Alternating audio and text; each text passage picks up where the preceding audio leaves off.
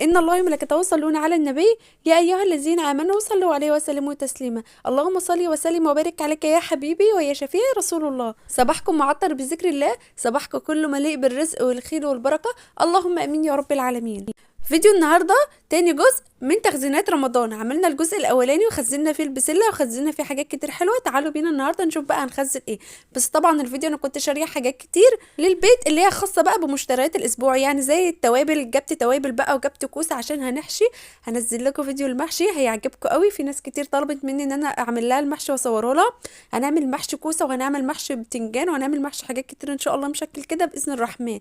البسله بقى انا كنت خزنتها في الفيديو الاولاني، كنت مخزناها ب 20 جنيه لقيتها ب 10 جنيه، فبصراحه استغليت الوضع وجبت 3 كيلو كمان. يعني جبت 3 كيلو بسله كمان اخزنهم، لان انا اصلا كنت مخزنه 2 ونص، فده كان قليل قوي. فلقيتها فرصه ان هي ب 10 جنيه.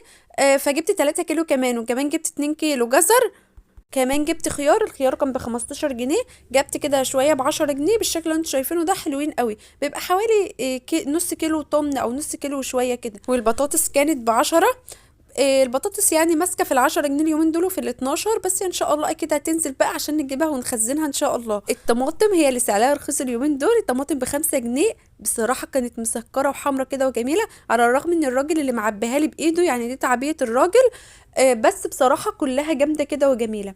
الفلفل كان ب10 جنيه، فلفل بلدي اللي هو الصغير ده انا بحبه قوي، بيبقى سهل كده في التحمير وبيستوى بسرعه لما تكوني بتحمري فلفل.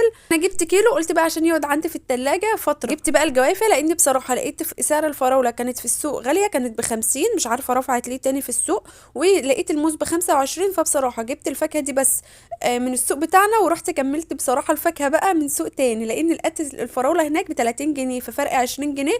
يعني ده كده استغلال، والاستغلال حرام. فجبت اليوسفي ب15 والبرتقال كمان ب15، وجبت جواف. وبفضهم بقى في السبت اللي انتوا شايفينه ده. بصراحه أنا ما بحبش اسيب اي حاجه في اكياسها خالص، غير مثلا الخضره بس او الليمون. الحاجتين اللي بحب اسيبهم في كيسهم عشان ما يبوظوش هي الخضره والليمون. حطيت بقى الاستفندي والبرتقال في السبت الجميل ده بالشكل اللي انتوا شايفينه ده. بحب احط البرتقال على جنب والاستفندي على جنب، عشان ايه الاستفندي روحه خفيفه شويه فبيضرب بسرعه وبيبوظ كده بسرعه، فلازم يتاكل على طول عن البرتقال.